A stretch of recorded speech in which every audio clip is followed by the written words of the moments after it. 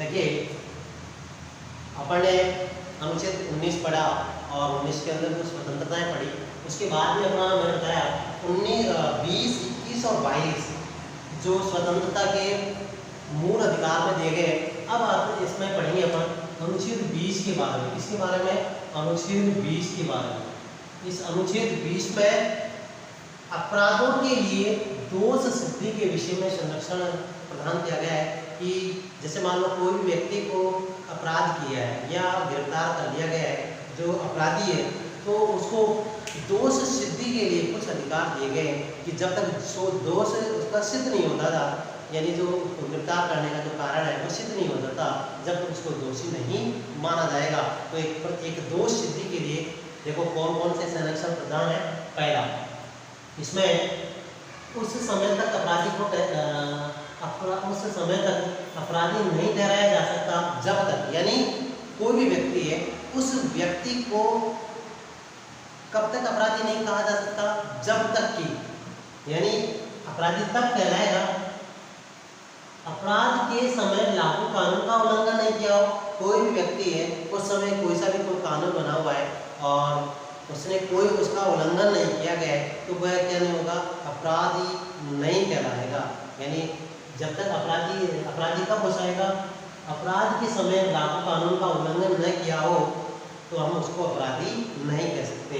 दूसरा, किसी व्यक्ति को अपराध के लिए एक बार से अधिक दंडित नहीं किया जाएगा। यानी अगर कोई व्यक्ति है किसी को नुकसान पहुंचा देता है, कोई अपराध कर देता है, किसी की हत्या कर देता है या कुछ और कर देता है, तो उस व्यक्ति को केवल एक ही बार सजा होगी, उसी कारण उसको बार बार सजा नहीं दी जा सकती है। कहने का तात्पर्य यही है कि व्यक्ति अगर अपराध करता है तो उसको उसके अपराध की एक ही बार सजा मिलेगी, बार बार उसको सजा नहीं दी जाएगी। इसके अलावा अगला जो पॉइंट है तो ये बताया गया है कि जो व्यक्ति है जब अपराध किया है उसी समय, यानी अपराध के समय जो कानून बना हुआ है या जो सजा दी गई है वही सजा उसको दी जाएगी, उसके बाद में कोई उसको सजा नहीं दी जाएगी। कहने का तात्पर्य है कि जैसे मान लो अगर कोई व्यक्ति अभी हत्या कर देता है, उसका मर्डर कर दे, तो उस व्यक्ति को अभी जो कानून लागू है वही सजा दी जाएगी। ऐसा नहीं है कि अभी कानून अलग है, अगर 2 साल बाद में कोई कानून आ गया तो उसको वो वाली सजा नहीं मिलेगी। तो क्या होगा? उस व्यक्ति को अपराध के समय जो कानून बनाया गया है, जो सजा दी गई है, वही सजा उसको दी जाएगी, इसके अलावा कोई सजा नहीं दी जाएगी। अब है अपना अनुच्छेद 21 जो जीवन एवं व्यक्तिगत स्वतंत्रता का संरक्षण प्रदान करती है। व्यक्तिगत जीवन का अधिकार है। अनुच्छेद 21 का जो जीवन का अधिकार है उसको अपन प्राण एवं दैहिक स्वतंत्रता का अधिकार भी कहते हैं। कई बार पूछा गया है कि प्राण एवं दैहिक जो अधिकार है वो किस अनुच्छेद को कहते हैं? तो अनुच्छेद 21 है। कौन सा है? अनुच्छेद 21 को प्राण एवं दैहिक स्वतंत्रता का अधिकार भी कहते हैं। देखो, इस प्राण एवं दैहिक स्वतंत्रता का जो अधिकार है उसको 44वां संविधान संशोधन हुआ था सन 1978 में। कब हुआ था? 1978 में 44वां संविधान संशोधन हुआ 1978 में। उसमें इस प्राण एवं दैहिक के अधिकार को और भी ज़्यादा प्रभावशाली बना दिया गया है। प्रभावशाली का मतलब ये है कि जो आपातकाल की स्थिति जब होती है, राष्ट्रीय आपातकाल लगता है, उस समय प्राण एवं दैहिक स्वतंत्रता हमें प्राप्त है। इस अधिकार को हमारे मतलब इस अधिकार से हमको वंचित नहीं किया जा सकता, इस अधिकार को समाप्त नहीं कर सकती गवर्नमेंट। तो ये प्राण एवं दैहिक स्वतंत्रता का अधिकार है जो 44वें संविधान संशोधन द्वारा इसको क्या किया गया? बहुत ज़्यादा प्रभावशाली बना दिया गया, क्योंकि हमारा ये जीवन का अधिकार है, हमसे कोई जीवन नहीं छीन सकता है। अब है 1921 के अंदर क्या है? अनुच्छेद 21 है, उसका क्या है? उसमें जोड़ा गया शिक्षा का अधिकार। इसको जोड़ा गया 21 में। 21 के अंदर 21 में तो केवल जीवन एवं स्वतंत्रता अधिकार है और 21 के अंदर है कौन सा? शिक्षा का अधिकार। इस शिक्षा के अधिकार में ये बताया गया है कि जो माता पिता या संरक्षण कहते हैं पर वो माता पिता और संरक्षण क्या करेंगे? अपने बच्चों को निःशुल्क और शिक्षा का अधिकार दिलाएंगे। ये उनका अधिकार है। या अपन सीधी बात ये है कि 6 से लेकर 14 वर्ष के बच्चों को अनिवार्य या निःशुल्क जो शिक्षा है वह देना जरूरी है। तो 6 से लेकर 14 वर्ष तक के बच्चों को निःशुल्क एवं अनिवार्य शिक्षा प्रदान करना है। ये कौन सा अधिकार है? शिक्षा का अधिकार अनुच्छेद 21 कै। कौन सा है? अनुच्छेद 21 कै। अब आता है अपना स्वतंत्रता के अधिकार का लास्ट पॉइंट है अनुच्छेद 22। कौन सा है? अनुच्छेद 22। इस 22 के अंदर बताया गया है कि बंदीकरण से संरक्षण। किससे संरक्षण? बंदीकरण से संरक्षण। जब किसी व्यक्ति को बंदी बनाया जाता है तो उसको संरक्षण प्राप्त है। तो एक कैसे संरक्षण प्राप्त है? एक तो पहला तो बंदी बनाने का कारण पूछ सकता है। अगर हमें कोई पुलिस गिरफ्तार करती है तो हम उसका वारंट देख सकते हैं कि हमें गिरफ्तार क्यों किया जा रहा है। ये हमारा अधिकार है जानने का कि हमें गिरफ्तार क्यों किया जा रहा है। तो पहला अधिकार है बंदी बनाने का कारण जान सकते हैं। दूसरा, उसे स्वयं के लिए कानूनी सहायता प्राप्त करने का अधिकार है।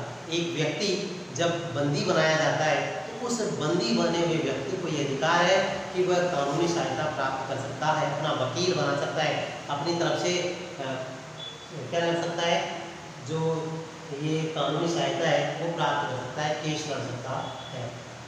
थर्ड है 24 घंटे के अंदर बंदी को न्यायाधीश के समक्ष प्रस्तुत करना है। अगर ऐसा नहीं होता है तो बंदी से मुक्त हो जाएगा। तो 24 घंटे के अंदर क्या करना जरूरी है? अपराधी को न्यायाधीश के समक्ष प्रस्तुत करना आवश्यक है। इसमें दो शर्तें हैं, मान लो एक इसमें, लेकिन उन अपराधियों को केवल भारतीय होने चाहिए। भारतीयों में भी जो साधारण अपराध है, किसी प्रकार का जो अपराध करते हैं, इसके अलावा दो चीज़ इसमें बताई गई है। पहला कि एक तो विदेशी शत्रु है, यानी विदेशों से कोई गिरफ्तार है, अपराधी है, तो उनको 24 घंटे उन पर लागू नहीं होते, उनको कभी भी ले जा सकते हैं। दूसरी बात, अगर कोई निवारक नज़रबंदी के तहत पकड़ाया जाता है कोई व्यक्ति, चाहे वो भारत का ही क्यों ना हो, निवारक नज़रबंदी के तहत अगर कोई व्यक्ति गिरफ्तार होता है तो उन व्यक्तियों पर भी ये कानून लागू नहीं होता है। तो ये अपने 2 पॉइंट मैंने आपको बताए, 2 अधिकार आपको विस्तार से बता दिया। पहला तो था हमारा समानता का अधिकार, जो 6 से लेकर 12 से 18 तक का इनका वर्णन था। उसके अलावा स्वतंत्रता का अधिकार पढ़ा आपने आज। स्वतंत्रता के अधिकार में भी क्या है, 19 से लेकर 22 तक इनका वर्णन किया गया है। अब अपन कल इसके आगे टॉपिक पढ़ेंगे, निवारक नज़रबंदी क्या है उसके बारे में अध्ययन करेंगे। उससे पहले मैं आपको इसमें 2-5 प्रश्न दे देता हूँ, उनको आपको याद करने। जैसे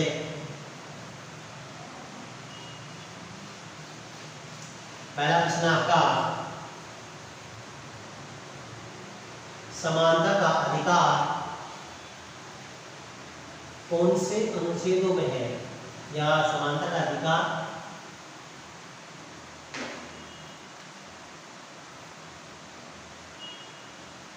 समानता का अधिकार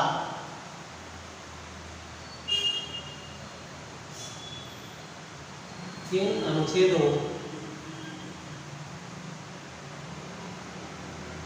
में वर्णित है?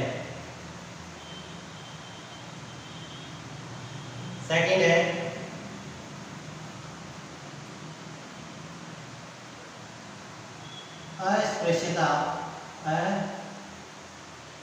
अस्पृश्यता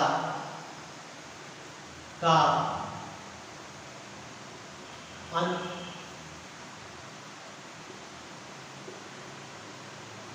कौन सा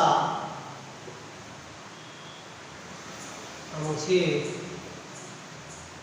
करता है?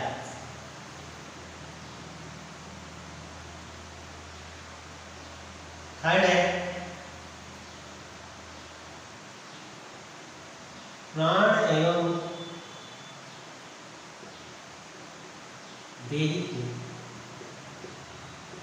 स्वतंत्रता का अधिकार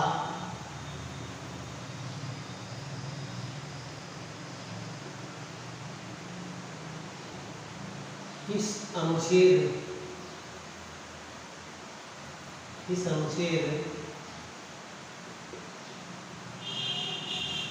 को कहते हैं।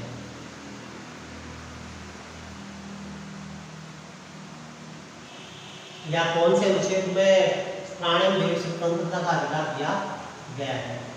क्वेश्चन नंबर 4 है अपना,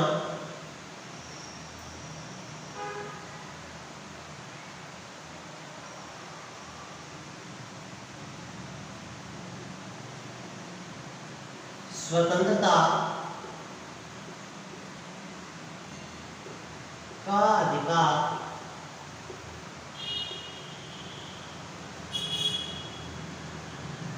इन अनुच्छेदों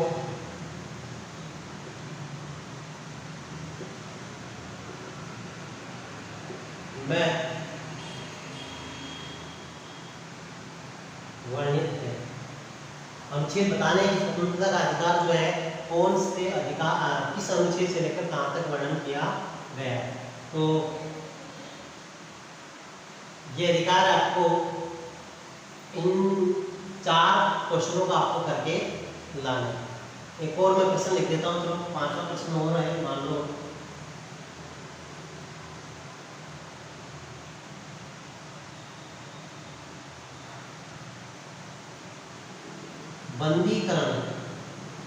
बंदीकरण से संरक्षण किस अनुच्छेद